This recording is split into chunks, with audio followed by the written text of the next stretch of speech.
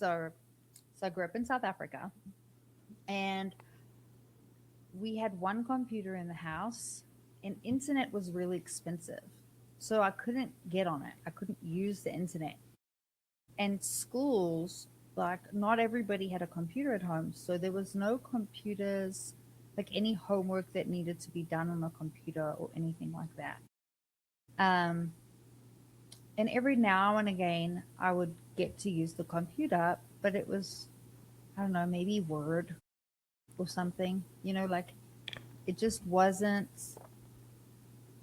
it wasn't part of growing up. And we maybe had one computer class in school, but it wasn't anything near comparable to the United States.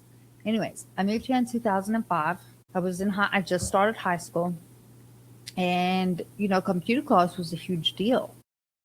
And everybody could type here. I guess they had what was that? It was that chat thing. Was it MSM? Yeah. I don't remember because I never had it, but it was like that whole chat room. And it lights up. Oh my God. But I had this computer teacher, and she would always get so mad at me because I was the last person in the class that, like, I could never finish on time.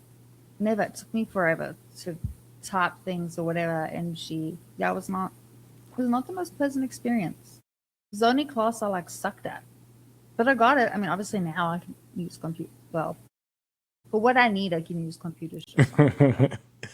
Wait, but did she understand that you came from another country and you didn't have computers growing up? Lost that concept entirely. Like, I'm not sure how aware she was of it. I mean, I'm sure I had told her like, oh, I'm new to computers or something, but like, I don't think people really know, until they go through it themselves. But even if you've traveled there, it's not like you're immersed in the school system, right? As a traveler, you're a tourist. So, but yeah, no, she had no idea. We like to watch this thing on YouTube, and it's this guy, and I don't know his ethnicity, but I would definitely say probably Caucasian, but he's not Chinese. And he'll go to New York City, Chinatown, to these restaurants and speak perfect Mandarin. And when you see all of these people, the way they look at him, they're blown away. Like, how do you speak so good? And I was telling my kids, when you have somebody in your school and English is their second language, even though their language or their English is broken, they're still speaking way more of your language than you're speaking of theirs. And like, that is really admirable, because that is not easy to do.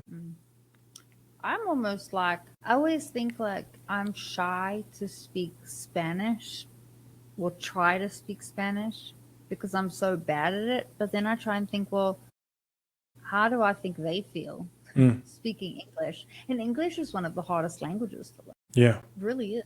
Because we have words that you pronounce them differently and they spelled the same, or they have multiple different meanings. And, they are like, I don't know. Like, I met a guy from Japan, and he said the hardest thing to understand was our sarcasm when we would say things like, oh, he's lazy, he's just pushing daisies. Like, he was like, pushing daisies? Who's pushing daisies?